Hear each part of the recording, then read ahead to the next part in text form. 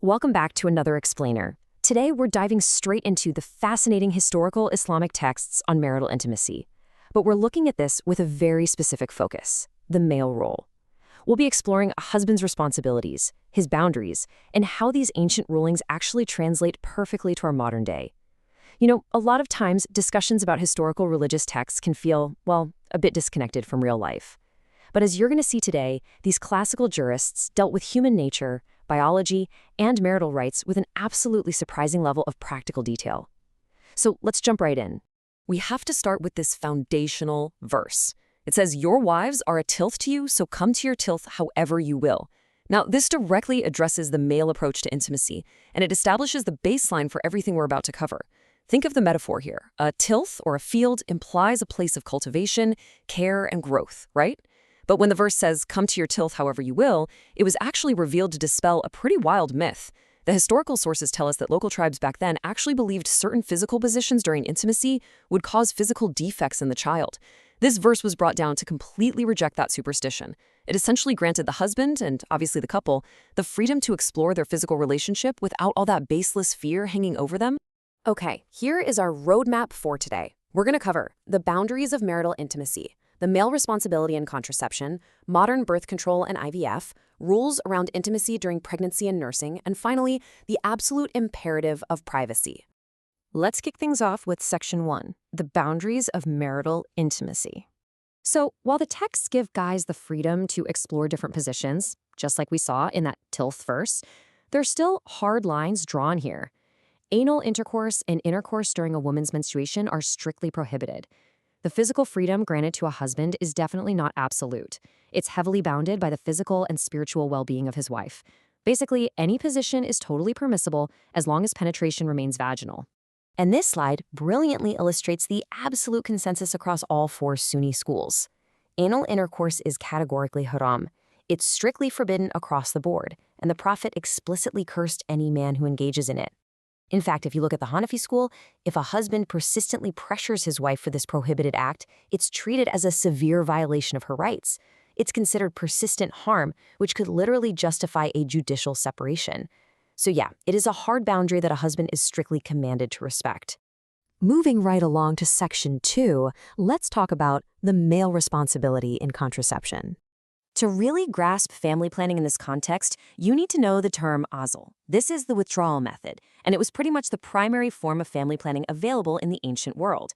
The Prophet's companions openly practiced azl to space out their pregnancies, and historical texts show the Prophet was fully aware of it and didn't forbid it.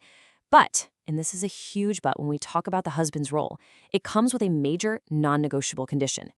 Check out this rule stated by the second Caliph Umar ibn al-Khattab. A husband absolutely cannot unilaterally decide to avoid having kids. Why? Well, because the wife has an equal, fundamental right to sexual fulfillment and to building a family of her own.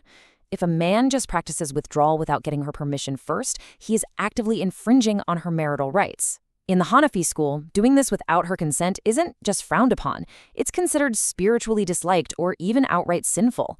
The male responsibility here is crystal clear. Family planning has to be a mutual decision. All right, Section 3, modern birth control and IVF. Let's see how these historical precedents map onto modern medicine. So, how do these ancient rulings apply to a pharmacy aisle today? It's done by analogy. The male use of condoms today carries the exact same ruling as historical withdrawal. It's perfectly permissible, but that mutual consent, it remains absolutely required. A husband cannot secretly use contraception, and on the flip side, he can't force his wife to take birth control pills against her will either. The overarching principles are super simple. You both have to agree, and the method used must not cause any permanent physical harm. But this raises a pretty fascinating theological tension, right? You might be wondering, if a man actively tries to prevent a pregnancy, isn't he essentially fighting destiny? If God decreed a child to be born, can a man's use of a condom just stop it?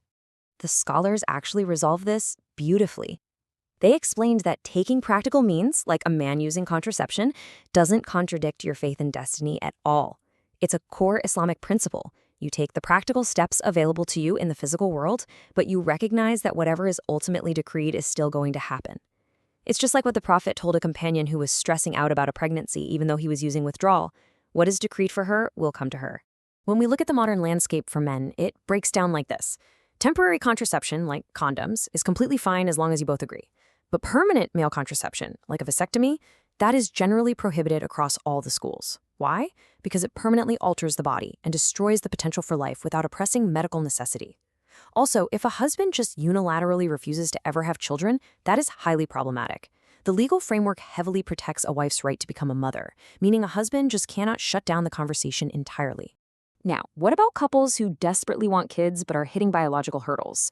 Well, IVF is permitted across all Islamic legal schools, but it requires some incredibly strict conditions.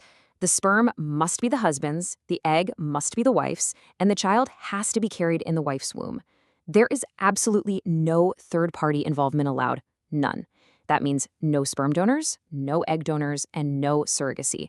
This is done entirely to protect the child's lineage, which is a massive core objective in Islamic law. Okay, let's jump to Section 4, Intimacy during pregnancy and nursing. Here we run into a really interesting historical concept called gila. Basically, in the past, there was this very real fear that if a husband engaged in intimacy with his nursing wife and she happened to get pregnant again, the new pregnancy might spoil her milk and end up harming the nursing baby. Because of that fear, the Prophet initially considered prohibiting the practice entirely, but his reasoning for ultimately allowing it is so fascinating. He literally just looked around at the world. He empirically observed that the neighboring empires, the Greeks and the Persians, practiced this all the time without harming their children. Because of that observation, he allowed it. It's a brilliant early example of how practical, observable data directly informed a legal ruling. Today, modern medicine confirms it's generally safe, though doctors might tell you to space pregnancies out, which of course brings us right back to the permitted use of contraception. And that brings us to Section 5, our final topic, the imperative of privacy. This is a deeply, deeply sobering concept. This powerful hadith firmly establishes that it is strictly haram, a major sin, to share intimate details about your spouse. Just look at the intensity of the wording, the worst position in God's sight. The husband is entrusted with his wife's absolute vulnerability. To betray that trust by talking about her body or sharing the details of their intimacy is viewed as a massive spiritual crime. What's really wild is how directly this applies to our lives today. A man has to be the ultimate protector of his bedroom secrets. In our current era of constant oversharing, this means keeping intimacy completely out of the group chats, entirely off of social media, and totally out of casual conversations with friends. Literally, the only exception scholars make is for necessary medical or therapeutic counseling. Aside from that, the digital age hasn't changed this ancient boundary one bit. So, let's pull all this together. Across all these rulings, we see a really profound framework. The classical legal schools didn't just treat male intimacy like some taboo subject to be swept under the rug. Instead, they regulated it through this incredible lens of human dignity, mutual rights, and moral restraint.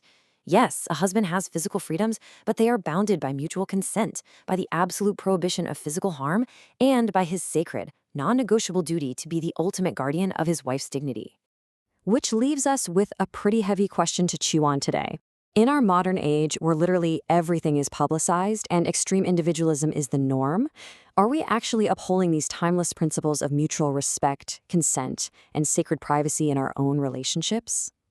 Thank you so much for joining me for this explainer, and I really hope this gave you a clear, structured look into what is a deeply fascinating topic.